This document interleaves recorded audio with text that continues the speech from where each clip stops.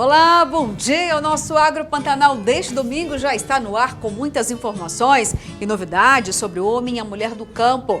A Prefeitura de Cuiabá, por meio da Secretaria de Agricultura, está ampliando o projeto Biolodo.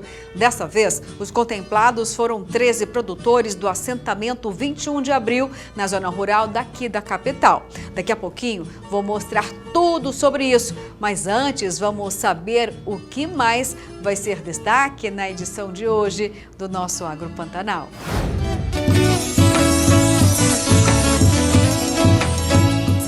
Nos últimos 4 anos, a agricultura familiar em Mato Grosso experimenta crescimento nunca antes registrado.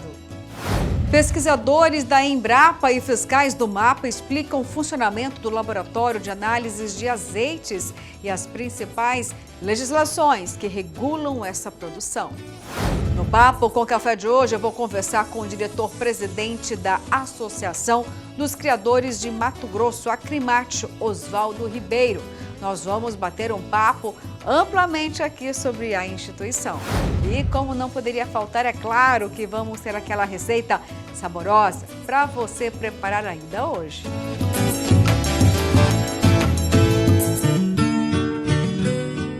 Então vamos à nossa primeira reportagem, porque um projeto está aumentando a produção de leite numa comunidade rural de Cuiabá, com foco na sustentabilidade. Dejetos e esgoto estão sendo tratados e viram um adubo para o pasto, principal fonte de alimento do rebanho leiteiro. Vamos conferir todos os detalhes na reportagem de Oliveira Júnior. Seu Sérgio Barbosa possui uma pequena propriedade rural na região do assentamento 21 de abril, a 30 quilômetros da capital. A sede conta até com energia solar. Ele está experimentando um salto na produção de leite, que resulta em queijo e requeijão de primeiríssima qualidade. A vaca, que antes produzia 6 litros por dia, passou a render 28 litros na ordenha diária. O milagre da multiplicação está bem perto do curral que foi reformado, com cobertura e uma ordenha mecânica. É o Biolodo. Os dejetos de esgoto que antes eram descartados são tratados e viram adubo para o pasto, principal fonte de alimento do pequeno rebanho leiteiro, como explica o engenheiro agrônomo Beno Duetzer, que veio de Curitiba para falar aos produtores sobre o projeto. A utilização de resíduos, e atualmente com muita matéria orgânica na agricultura, é uma coisa que já vem aí de milênios, usado tradicionalmente. E isso aí começou já há uns 30 anos atrás, os estudos, de utilizar um resíduo que é produzido na cidade, basicamente, que provém do tratamento de esgoto, e dar uma destinação adequada para esse produto. Normalmente isso aí é jogado em aterro. Porém, ao invés de resolver a situação, a gente está criando um passivo. Tá? E vendo que o produto basicamente é composto de matéria orgânica e nutrientes, por que não usar isso na agricultura? Com o apoio técnico da empresa Mato Grossense de Pesquisa, Assistência e Extensão Rural, a Empaer, o programa Agro da Gente da Prefeitura de Cuiabá recebe o suporte de capacitação e orientação necessária na melhoria e aumento da produção local. A Empaer, nós já prestamos um trabalho aqui nessa propriedade, uma URT, Unidade de Referência Tecnológica de Leite, Então, como é uma propriedade estratégica, já próximo dos vizinhos aqui, então nós resolvemos fazer esse mesmo trabalho aqui, já que já é conhecido, A Secretaria Municipal de Agricultura, Trabalho e Desenvolvimento Econômico avança no projeto piloto da Unidade de Referência Técnica, URT do Leite, e pretende estender a ideia a outros moradores da região. Neste momento, nós estamos já trabalhando a ampliação. Essa unidade, a URT do Leite, ela está atendendo um produtor de pequena propriedade. Na assinatura de hoje, nós já iremos ampliar, são 34 propriedades que temos como alvo receber o biolodo para o tratamento do solo. Hoje assinaremos já o termo para o benefício de 13 propriedades, sendo que 7 de forma imediata. Vizinho do sítio de seu Sérgio, seu Ademar Rigotti cansou de trabalhar em supermercados e numa padaria e há 15 anos mora aqui.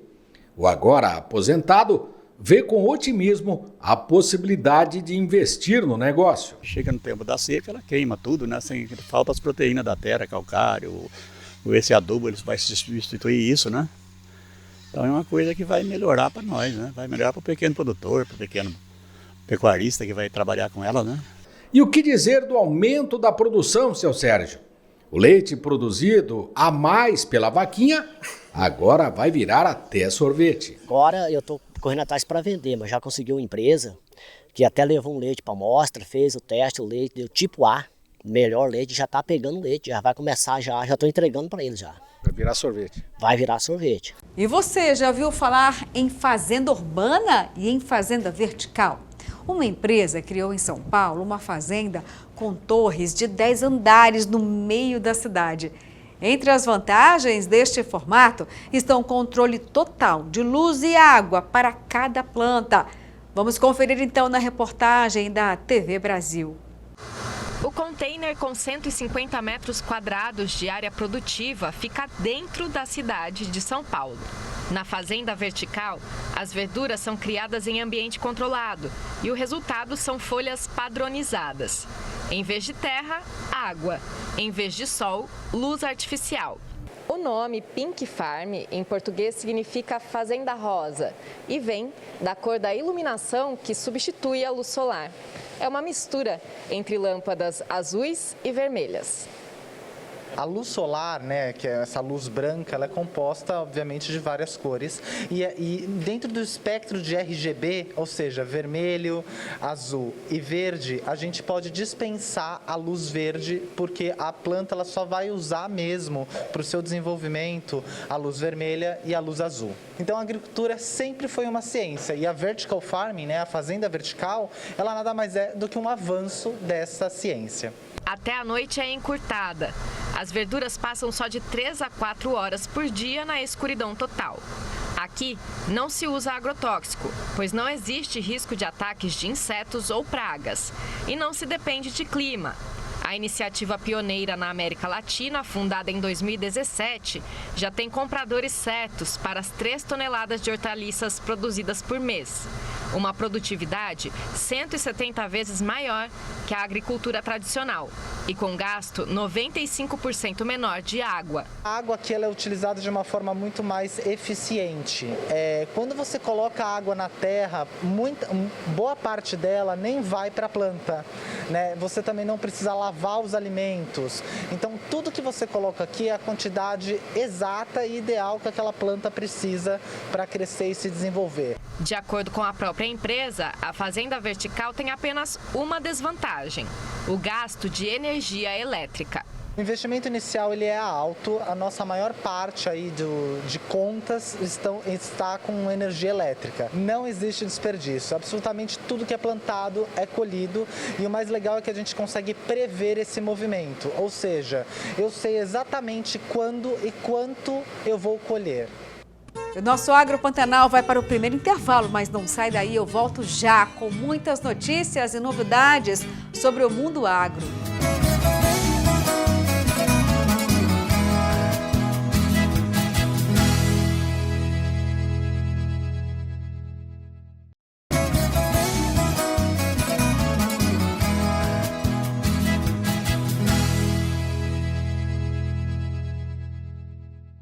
E agora vamos falar de desenvolvimento. Com os investimentos feitos pelo governo do estado nos últimos 4 anos, a agricultura familiar em Mato Grosso experimentou um crescimento nunca antes registrado no estado. Vamos então com todos os detalhes agora.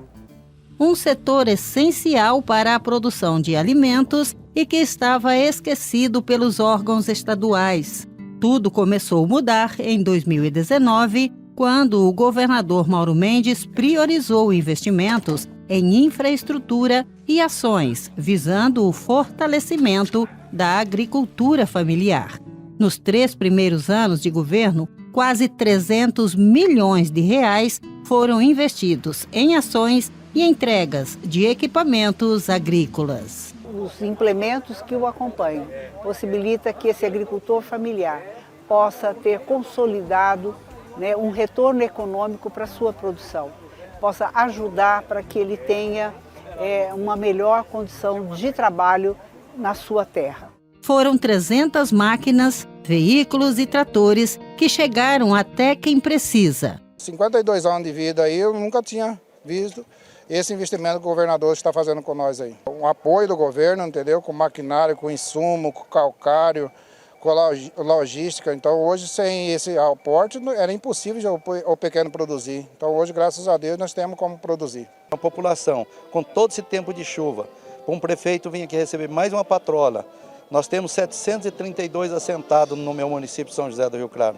Você imagina que beleza quando chega uma patrola que você pode arrumar as estradas para tirar o leite, tirar a agricultura familiar, o que vai sustentar esse Brasil. Para os criadores, o Estado repassou 500 resfriadores de leite, 39 mil sêmens bovinos, 2.700 embriões e 1.000 novilhas prenhas. Também foram distribuídas gratuitamente 70 mil toneladas de calcário, 230 mudas de cacau, 1.500 de café e 300 mil mudas de banana, que beneficiaram produtores como o senhor José Roberto de Souza, da comunidade Nova Aliança do Quebó, no município de Nobres. Muito bom porque o preparo da terra, né? Como eu falei, a gradiação, a adubação, até o transporte, né? Da banana, né? Quando às vezes precisar trazer para a associação, nós temos esse trator para fazer esse movimento, né? Esse transporte para a gente aqui. E tanto como transporte como para o trabalho da terra mesmo, né? É um maquinário que veio, é um maquinário bom, não é um maquinário, não é pesado nem leve, é um maquinário médio, né? A máquina que é boa, que é traçada, então para qualquer atividade ela vai ser muito essencial para nós. E agora chegou ao nosso momento do quadro Mito ou Verdade. Vamos então na tela com a primeira pergunta deste domingão para você ficar pensando aí, na resposta. Soja tem menos calorias que a carne bovina? Boa pergunta, né? Bom, já a gente responde, porque agora o nosso assunto é capacitação no mercado de trabalho agrícola. Então já sabem, caneta e papel na mão.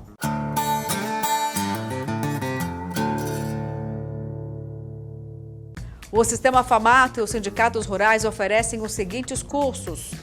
Em Campo Verde, tem aplicação de agrotóxicos utilizando pulverizador costal manual.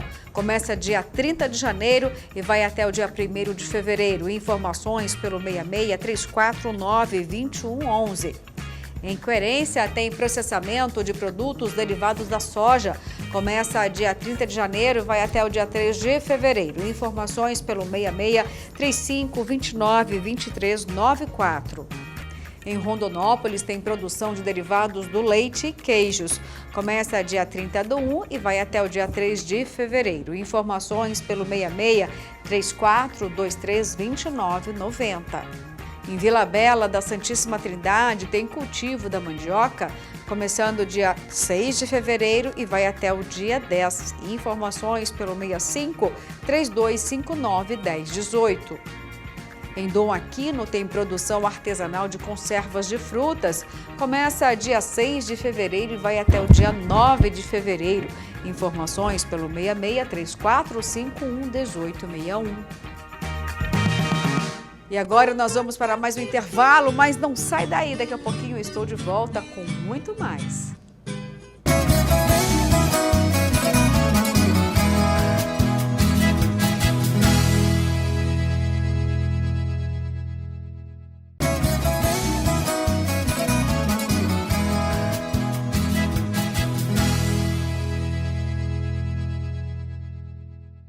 Olá, já estou de volta para falar que pesquisadores da Embrapa, Clima Temperado e fiscais do Ministério da Agricultura, Pecuária e Abastecimento MAPA explicam o funcionamento do laboratório de análises de azeites da Embrapa Clima Temperado, único na região a realizar análises oficiais e as principais legislações que regulam a produção de azeite.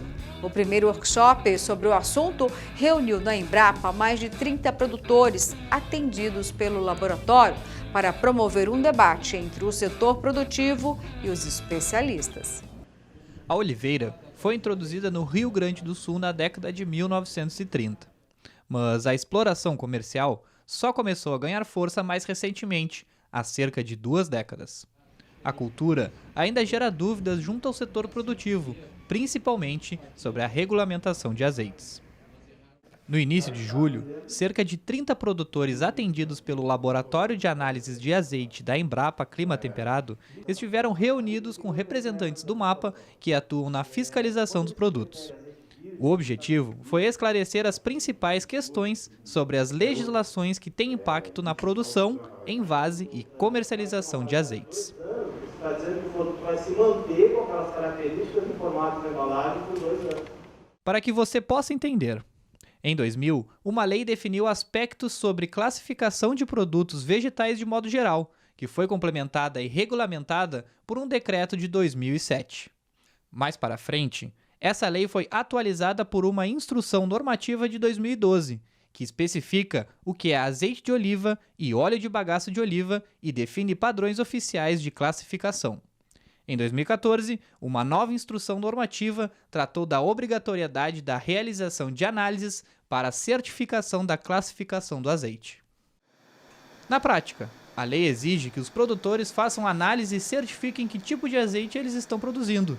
Essa comprovação, via certificado, é obrigatória desde 2021 e o documento é expedido pelo laboratório da Embrapa, único no sul do país a prestar esse serviço. As análises levam em conta a acidez livre, que identifica a qualidade das azeitonas, os índices de peróxidos e a extinção específica no ultravioleta. Esses últimos mostram os índices de oxidação, de envelhecimento do azeite. As análises levam até 7 dias úteis para ficarem prontas e custam cerca de R$ 350.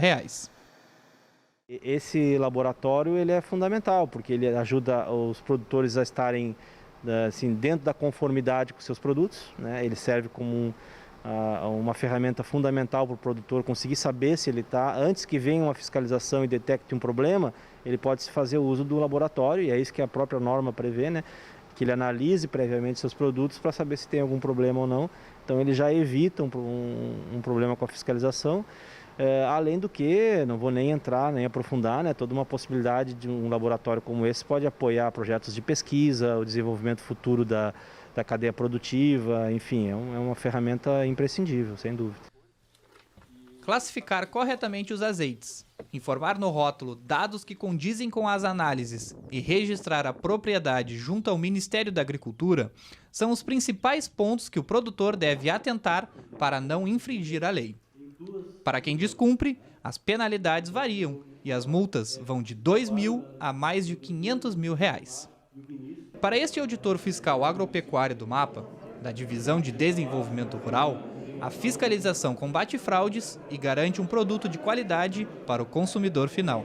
O MAPA regula rótulos, né? A gente quer saber o que tem exatamente dentro da garrafa, porque o que tiver dentro da garrafa tem que estar descrito corretamente no rótulo.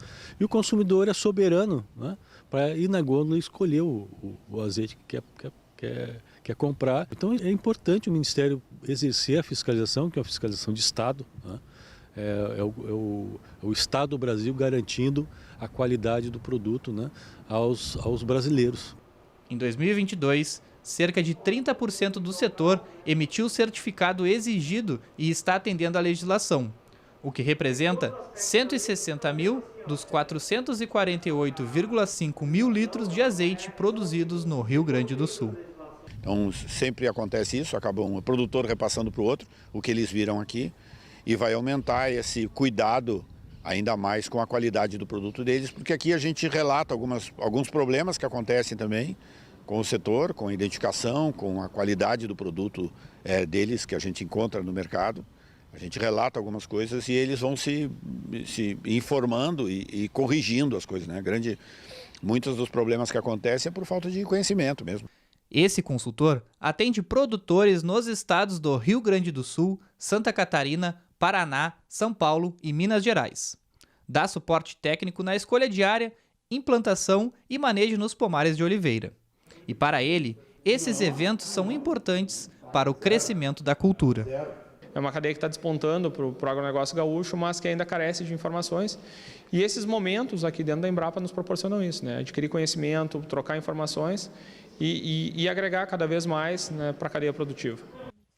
O Rio Grande do Sul é o maior produtor de azeites do país.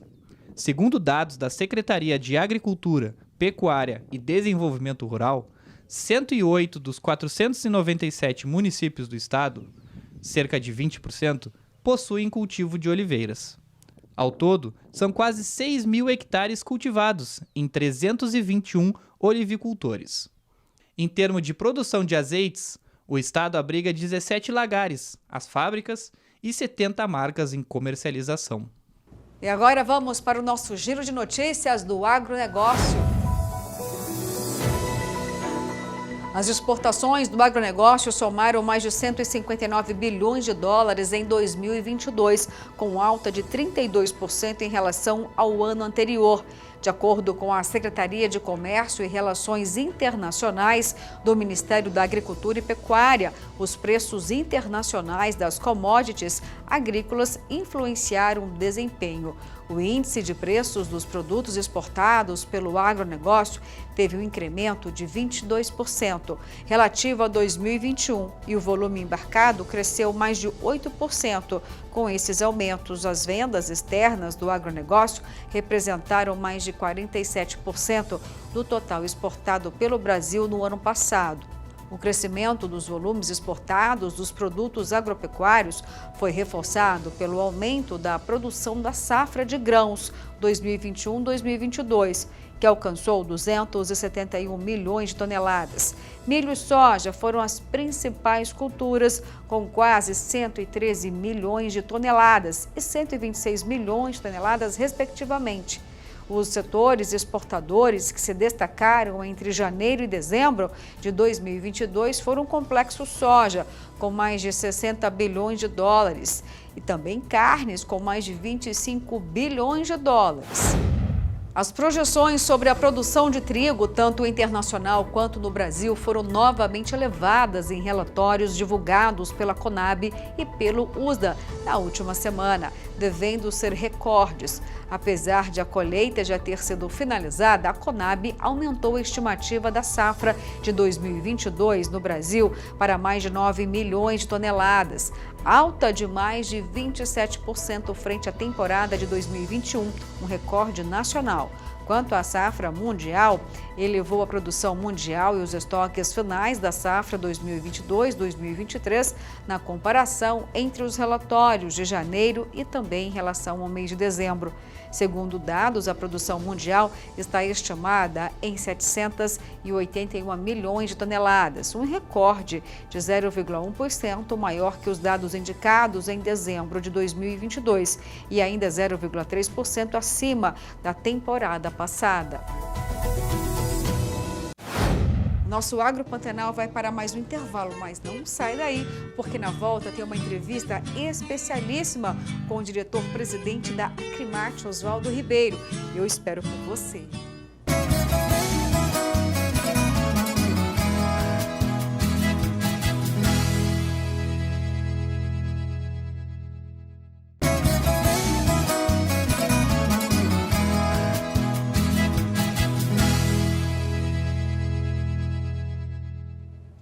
Olá, vamos voltar agora com pecuária, porque a Sociedade Rural lá de São Paulo exibiu um programa maravilhoso.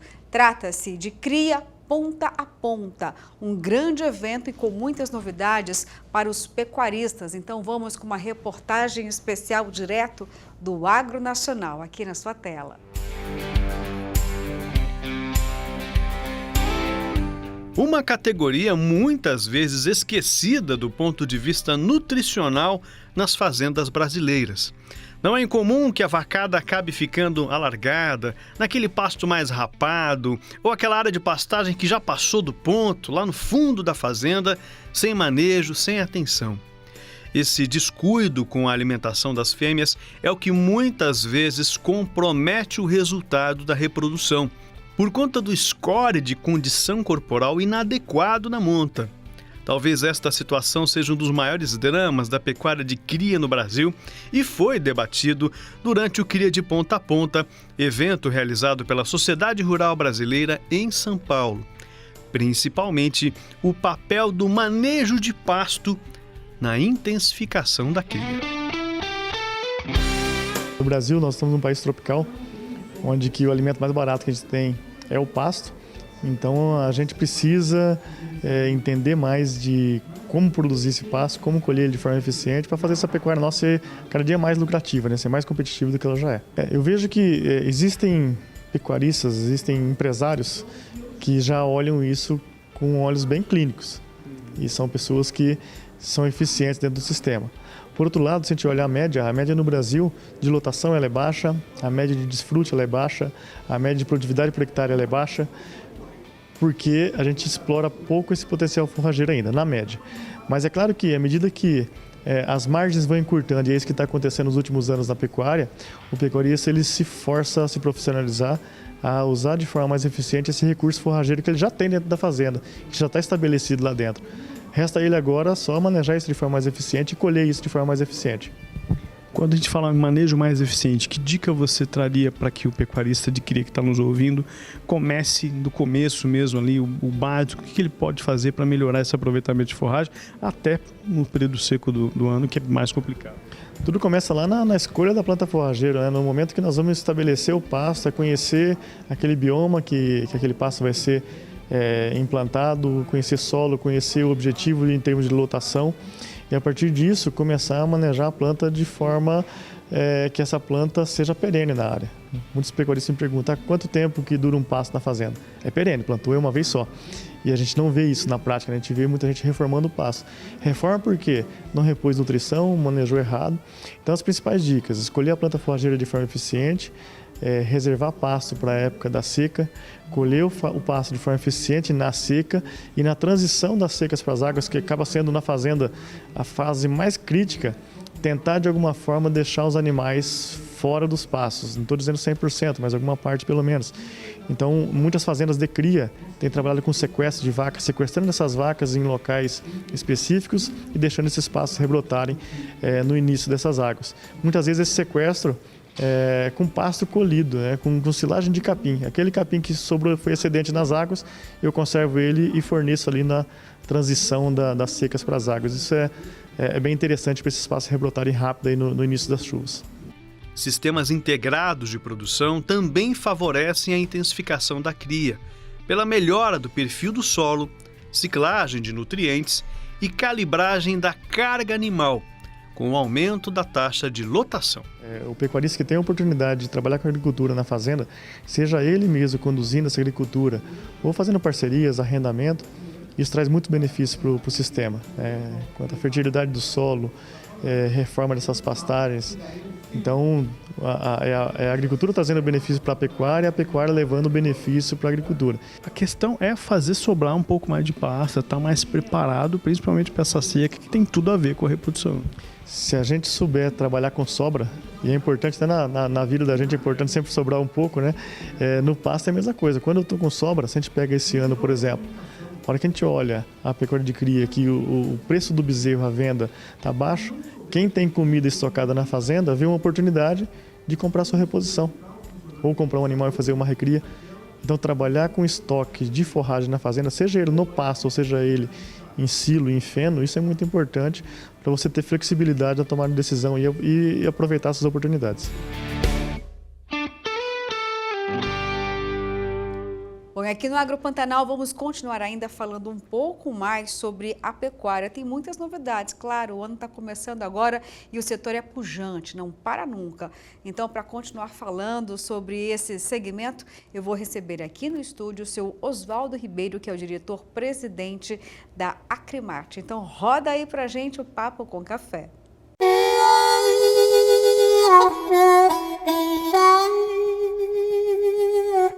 Olá, bom dia, seu Oswaldo. Seja muito bem-vindo aqui novamente no AgroPantanal. Bom dia, é um prazer estar com vocês, discutir os assuntos da pecuária, estamos aqui à disposição. Com certeza, até porque é um momento muito importante, né? Tem a posse que já aconteceu da nova diretoria da Acrimate, uma entidade tão importante aqui em Mato Grosso, já que nós temos o maior rebanho comercial bovino de todo o país. Vamos começar falando, então, sobre como deve ser, né, o início desse trabalho. Não vou chamar de novo trabalho, mas tem novos diretores e é sempre importante o setor entender um pouquinho, né, sobre quais serão as principais diretrizes para 2023. Então, nós temos agora a diretoria nova, né? Quer dizer, deu uma oxigenada, colocamos alguns diretores novos, alguns diretores antigos colocaram os filhos, indicaram os filhos, quer dizer, para a gente é um prazer, né? Ter essa continuidade na sucessão da diretoria. E, assim, os desafios são enormes, né? Os desafios são assim muito grandes, nós temos governo novo, nós temos política nova, nós temos preço de arroba, então assim, a Acrimate já tem 52 anos de história, mas de muito trabalho, né, muita dedicação ao pecuarista, às demandas, às nossas causas, e assim, é só desafios, só enfrentar, só problemas, então assim, nós estamos muito animados para poder, e a gente sabe que é só a união do setor, a união de todo mundo é que a gente vai conseguir sobreviver essa turbulência. Exatamente, quando a gente fala, né, de novo ano, a gente não deixa de fazer uma reflexão e olhar para o passado, né?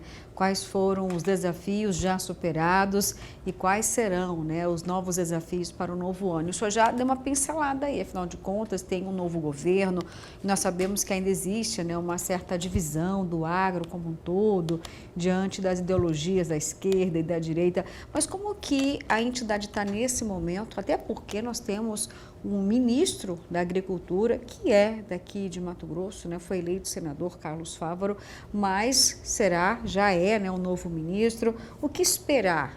Já existe uma proximidade, abertura de diálogo, é importante manter essa relação? Com certeza. O agro, ele sempre passa por problemas, a pecuária mais ainda, sempre tem nós já passamos por governos de esquerda, quer dizer, a nossa preocupação não é o tipo de governo, é como governar, né? É a insegurança jurídica, a preocupação nossa com a invasão de terra, né? Essa é a sua preocupação, porque assim, o pecuarista, o produtor rural, ele é conservador nos seus costumes, né? Ele não gosta de muita mudança. Como a pecuária é uma coisa de longo prazo, não tem como fazer especulação, uma coisa de que não tem meses você muda. Você não muda um ciclo, você demora para mudar um ciclo, demora 3, 4, 5 anos na pecuária. Então, tudo é feito a longo prazo, né? E a gente já vem programando essas mudanças, né? Então, assim, o pecuarista ele não gosta de grandes alterações, né? E se o governo olhar com cuidado, olhar com carinho para o produtor rural, não vai ter problema nenhum. Com o novo ministro, a gente sempre teve um acesso muito bom com o ministro Carlos Fávaro, né? Sempre ouviu bastante o setor. Vamos esperar que a gente sente a conversar com ele e ver o que ele acha. Também ele é um produtor rural, né? Sabe as necessidades, as dificuldades que o produtor tem no seu dia a dia. Com certeza ele vai olhar com carinho para esse setor. E, presidente, já tem alguma pauta definida, alguma agenda com o ministro, ou alguma agenda que seja mesmo em Brasília, para poder estreitar melhor essa relação, para a pecuária demandar, né, alguns itens importantes, necessários? Nós já entramos em contato com alguns assessores do ministro, né, mas assim, não pedimos entrevista com ele, porque ele está viajando agora e está tendo, assim, está se adaptando à nova realidade, né, ele tem que se estabilizar, né, na nova missão, no novo desafio, né? E aí, assim, com certeza, no mês que vem a gente já vai pedir uma audiência com ele, pedir nossas pautas, né?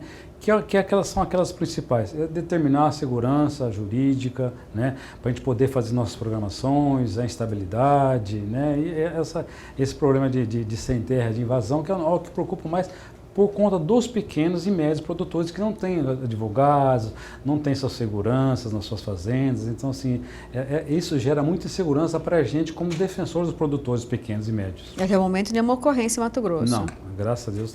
As que ocorreram ainda estão lá com o processo judicial, mas não teve nenhuma novidade por enquanto. O que a entidade espera para esse ano de 2023? O maior desafio hoje é fazer o produtor continuar na atividade, né? Muitos estão desistindo, muitos perderam suas terras para a agricultura, né? Nós temos enfrentado já, não para o governo, mas há meses já o preço da arroba muito baixo, né? Quase assim com custos muito grandes, alguns setores, já principalmente o setor de confinamento, com prejuízos, né? Então assim, os nossos custos aumentaram e o preço da arroba baixou. Voltou a preço de 2 anos atrás e o preço da carne no mercado, na ponta, que o pessoal reclama com a gente, não baixou, né? Então, assim, independente da nossa vontade, né, o preço da arroba baixou e a carne continua com os preços que o pessoal reclama demais.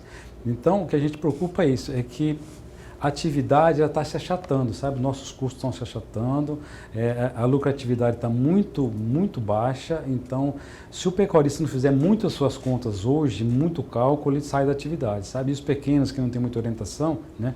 E essa é a nossa maior preocupação, é de manter esse pessoal ainda, né? Saber que o ciclo vai mudar, vai melhorar, né? Então ele tem que fazer suas contas muito, não fazer grandes investimentos, loucuras, né? Então fazer bem suas continhas, mesmo que seja na ponta do lápis, né? Mas faça sua conta para não sair da pecuária precocemente. Além desse dever, né, de casa que todo pecuarista deve fazer de fato, existe alguma alternativa, algum pedido para tentar regular esse mercado, diminuir o custo de produção, ou tem questão tributária? Existe algo que possa ser feito que dependa, né, dos governos ou do Estado, federal? Algumas ações nós já fizemos, solicitamos agora essa semana e a semana passada também, a redução do ICMS para a saída do boi em pé, principalmente do pessoal do Vale do Araguaia, que tem uma opção, eles têm só 2 frigoríficos, né, e só nós temos Mato Grosso, só JBS, que é uma empresa, que só tem um frigorífico que abate. Então, quer dizer, todo o gado vai para essa região, né, e aí fica a oferta muito pequena de frigoríficos, principalmente no Vale do Araguaia. Né? E aí eles não têm para quem mandar, então eles querem ter a opção de mandar para São Paulo, e o ICMS impede, né? Então nós pedimos para o governo olhar com carinho, principalmente para essa região, né? Baixar, nem que seja temporariamente, provisoriamente, baixar esse ICMS, para poder eles terem uma opção de venda um pouquinho para fora, né? Ganhar um pouquinho mais. Porque quando você diz, olha, realmente, né, a pecuária pode diminuir aqui em Mato Grosso, já está perdendo espaço para a agricultura, o senhor está falando de pequenos pecuaristas, de pequenas propriedades, porque na realidade, né, a pecuária é formada, né, por uma multidão, digamos assim, né, tem um volume expressivo de pecuaristas, mas também tem inúmeras propriedades pequenas. A gente está falando de propriedades com quantas cabeças em média dessas, né, propriedades que já não estão sendo, assim, de fato, né, tão lucrativas. Para você ter uma ideia, nós temos mais ou menos 108 mil produtores rurais aqui, pecuaristas, né, e desses aí, 80% tem até 250 cabeças de animal. Quer dizer, então é um grande número de pecuaristas de pequeno mesmo, né? Aquele que não tem condição, aquele que faz para sobreviver mesmo, vende aí um caminhãozinho de boi por ano para pagar suas contas, sabe? E com muito pouco investimento, com muito pouco condição de investimento. Então, a nossa preocupação muito grande é com esse, para não sair da atividade. E existem programas hoje que chegam ao pecuarista que possam ajudá-lo de fato, né, a diminuir esse custo de produção, a otimizar o seu trabalho, a mudar o manejo. Por exemplo, nós temos aqui um belo case que reúne algumas entidades, né? Estou falando aqui do ciclo pantaneiro, tem fazendas pantaneiras, né? Medidas como essas, de fato, têm ajudado? Chega para quem precisa? Com certeza. Nós temos vários projetos, né? Um deles é, como você citou, a Fazenda Pantaneira Sustentável, né? Nós já estamos em Cáceres, no município do Pantanal. Nós temos no Vale do Araguaia também, algum município. O Programa Bezerro Sustentável também, para aqueles pequenos, para atender. O Programa Bezerro Sustentável também, que é uma parceria com o IDH e com o Carrefour, que é para poder comprar esses animais. Quer dizer, nós damos toda a assistência, atendemos tudo, e depois eles têm condição de vender um pouco melhor, né? Isso para agregar um pouquinho de valor, para não tirar eles da terra, né? E temos o Acrimate em Ação, que leva informação. Quer dizer, a gente tenta colocar as 4 ferramentas da pecuária moderna, que são a nutrição, a genética, a sanidade e o manejo, para que ele use essa ferramenta, mas muitas vezes ele não tem condição de usar uma genética mais apurada, uma nutrição melhor, dar uma suplementação com grãos, né? Então ele usa o pasto mesmo, e estimula também, melhora seu pasto, que o seu patrimônio maior é o seu pasto, né? Então, assim, é uma questão de orientação para poder tentar fazer com que ele fique na atividade, ele não desanime, né? E dentro desse cenário todo aí, a gente tem ainda que falar da imunização, que agora vai deixar de acontecer a imunização contra a febre aftosa. Estamos já nessa etapa, né, que foi concluída agora. E quais são os principais, né, as principais oportunidades que podem surgir, a melhora que isso pode trazer até para o bolso do pecuarista? Existe esse impacto que vai deixar, né, de fazer com que tenha um maior custo ou não? Como que o senhor vê, né, essa despedida gradativa da vacina? Nós, no começo, quando o MAPA, o Ministério, pediu para a gente se preocupar com essa retirada, né, porque já é um programa que já vem há alguns anos, né, e estava programado para se retirar agora, para suspender, que foi suspensa agora, foi a última vacinação em novembro, né, a partir de agora, 2023, não vai vacinar o gado, mas as condições sanitárias continuam as mesmas, as outras vacinas continuam as mesmas, quer dizer, não vai ter uma ida a menos ao curral, continua o manejo a mesma coisa, né? Quanto a isso, não houve mudança. A preocupação nossa é que assim, o Ministério ele precisa de abrir novos mercados que não vacinem, de países que não vacinem, né? Livre de vacinação. Por exemplo, Japão, Coreia, alguns países não compram carne de países com vacinação, né? Então, o MAPA pediu para ver se a gente consegue, alguns estados pelo menos, irem se adiantando, né? Mato Grosso, como tem uma condição sanitária muito boa, uma defesa sanitária muito boa, já está sendo já o segundo ou terceiro estado a sair desse programa, né? A se tirar a vacinação. De qualquer modo, a preocupação nossa continua, alerta, né? Os órgãos de defesa sanitária vão continuar alertas e a função do pecuarista e da gente como entidade é orientar o produtor, né, a ficar mais alerta ainda nas suas doenças, né, porque qualquer caso tem que ser assim abafado num raio muito pequeno, né. Então, assim, se houver um caso diferente, acontece, suspeita, né, que esse caso seja abafado. Então, nós já estamos tendo treinamento junto com o INDEA, junto com o MAPA, né, então com os fiscais sanitários. Então, assim, nós estamos preocupados, mas eu acho que a defesa sanitária vai ser bem. Nós temos quase 27 anos sem um caso de aftosa, então, assim, eles alegam para a gente que não tem vírus circulante mesmo, né? E os animais silvestres, né? Javali, veado também, que podem ser portadores, não tem nenhum. Eles estão isolando e testando esses animais e não tem nenhum caso, né, de febre aftosa nesses animais silvestres. Agora, o senhor já disse aí, né, em relação a que é tão focado no Mato Grosso, me lembrou que recentemente parece que foi revogada uma lei e também é importante que foi uma bandeira de luta da Acrimate para que não fosse cobrada mais uma taxa e tem relação com a vacina, é isso? Isso, exatamente. Com a retirada da vacinação, tinha uma lei de 2016, a Lei 10.486, que previa que a hora que retirasse, no próximo ano, ia tomar uma taxa que seria direcionada ao INDEA, de Defesa Sanitária. Seria aí quase 1% da UPF, hoje daria R$ 2,22. Nós, como estudamos muito a lei da Defesa Sanitária, da vacinação, percebemos esse artigo na lei, né? E o produtor hoje ele já está superado, ele não aguenta mais taxas, né? Então, assim, lutamos, levantamos essa bandeira, levamos para o Fórum Agro, conseguimos o auxílio do secretário César Miranda, alguns deputados, Dilmar Del Bosco, que foi o que levou o projeto, né? Conseguimos, no final do ano, conseguimos aprovar a retirada dessa taxa, que seria uma taxa extra, né?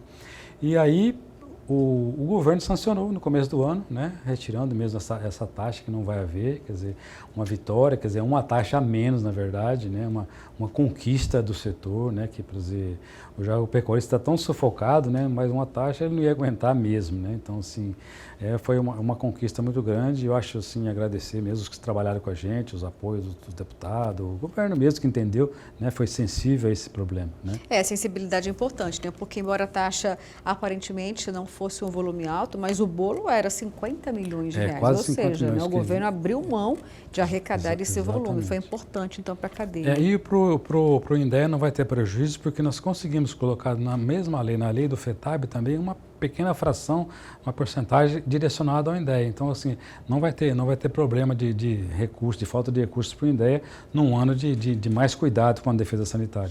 É que bom, até porque o próprio FETAB, né, que a destinação deveria ser 100% para a pavimentação, acabou sendo um pouquinho fatiado, né? Exatamente. Foi até 5% para assistência social, no caso. Isso. E aí, de que forma que as entidades aqui enxergaram mais uma vez, né, um percentual sendo destinado para outra área que não atenda diretamente, né, o agro? Então, cada ano a gente se preocupa mais, né? Preocupa mais com isso, né? A gente já chegou a 50%, né? Nós conseguimos subir, cada ano a gente sobe um pouquinho, conseguimos esse ano 80%, né? Seria o ideal, a lei que foi escrita para isso, determinada para isso, que fosse 100% para a infraestrutura, né? Porque deslocamento, nós sabemos agora, essa época maior de chuva agora, que você precisa tirar o leite, por exemplo, não só o boi, né? Mas tirar o leite dessas pequenas fazendas, né? Agora essas estradas vicinais estão todas intransitáveis, as pontes caíram, quer dizer, senão tem uma dificuldade muito grande. E a infraestrutura não leva só boi, a estrada traz o medicamento, leva o médico, leva a ambulância para o hospital, né, traz e volta alimento, né, então assim, a infraestrutura serve para tudo, é motivo de gerador de riqueza para o Estado, né, então assim, quanto mais você investe em infraestrutura, mais você tem riqueza, né, então assim, é a nossa preocupação, mas de qualquer modo é um avanço, já 80% é um avanço, né, nós estamos já um pouco mais satisfeitos com esse tema. Tá certo, seu Oswaldo, olha, só posso desejar um brilhante ano de 2023 para o senhor mais uma vez agora, né, permanecendo à frente dessa importante instituição da Acrimate. Desejo muito sucesso e a porteira aqui do Agro está sempre aberta para o senhor, para a entidade. A Acrimate agradece, eu agradeço pessoalmente também e conte com a gente, está à disposição e para atender o pecuarista também e aí o pessoal de imprensa que sempre olha a gente com carinho. Obrigada, querido.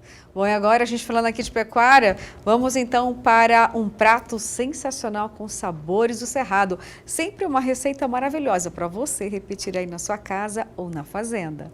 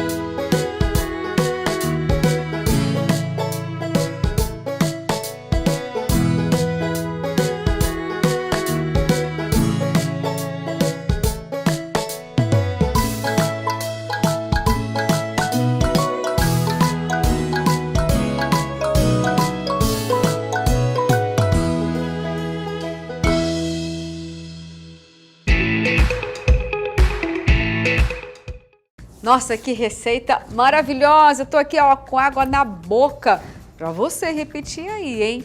Bom, agora vamos saber a resposta do nosso quadro Mito ou Verdade deste domingo. Vamos então relembrar a pergunta: soja tem menos calorias que a carne bovina? É mito. É isso mesmo, viu? Não é verdade não, porque a cada 100 gramas de soja tem 300 calorias, enquanto a carne bovina fornece 179 calorias. A soja tem 69% do seu valor calórico composto por proteínas e 27% por hidratos de carbono, enquanto a carne bovina tem 52% de proteínas, sendo o restante gordura. Tá aí, viu? Informação valiosa para você e assim termina o nosso Agro Pantanal deste domingo. Obrigada pela sua companhia e olha, domingo que vem eu espero por você novamente, hein? Fiquem com Deus. Até mais.